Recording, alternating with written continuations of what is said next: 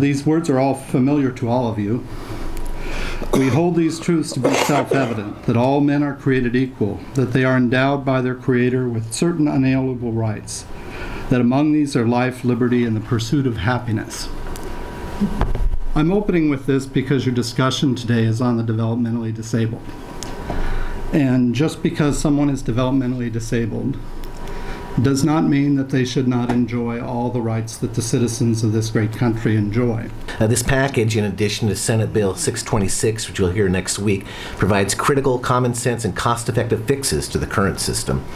Although Oregon has made great progress in improving DD services over the past decade, there are still critical gaps that prevent Oregonians with developmental disabilities from choosing where they live and the services they receive. As a support service provider and advocate, I feel that our state can do a better job in supporting people with developmental disabilities to live with dignity, autonomy, and choice.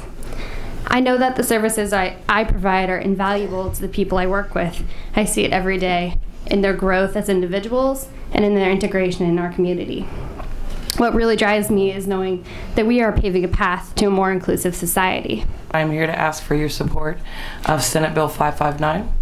I'm a direct support provider in a group home owned by Bethesda Lutheran Communities in Portland. I have seen many people with developmental disabilities be ignored and not given a choice of where to live, and I believe this is fundamentally wrong. Everyone, regardless of whether or not they have a developmental disability, should be given the right to choose where they rest their head at night. After Fairview closed in 2000, 4 people moved into a Bethesda group home where I worked. A 5th person was placed in there as well. None of these 5 people were given a choice of where to live or which roommates they could live with. After the frustrating experience of trying to maneuver the DD system, family providers like me are deeply concerned with the lack of transparency and choice in out-of-home comprehensive services like group homes.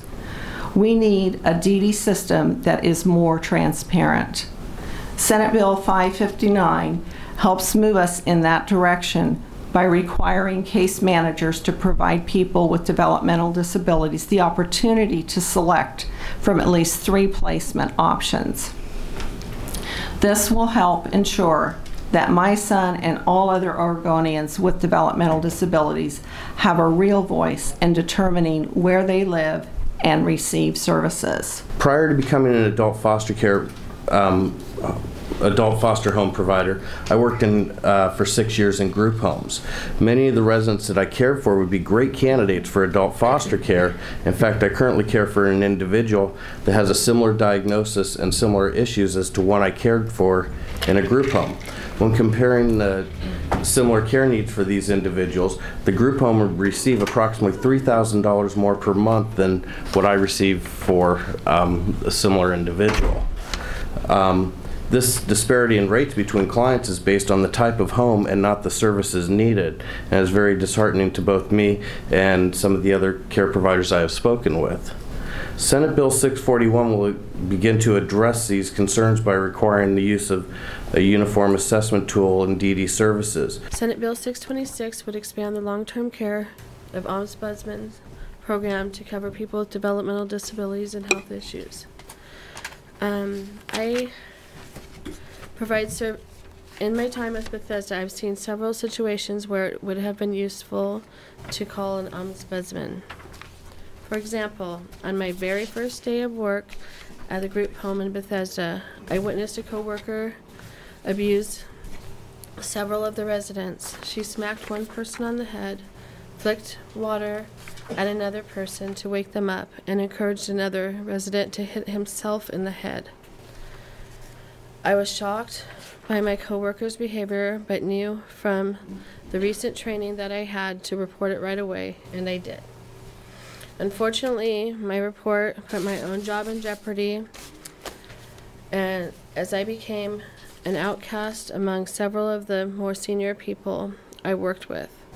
The coworker whom I reported attempted to pressure me to minimize the abuse I witnessed, and I was told that my job would be on the line if I did not tell the investigator what she wanted me to say.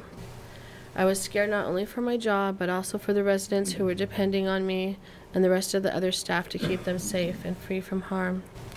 Had an ombudsman been in place, I could have made sure that the residents had an independent agency to provide a voice and advocate for their safety.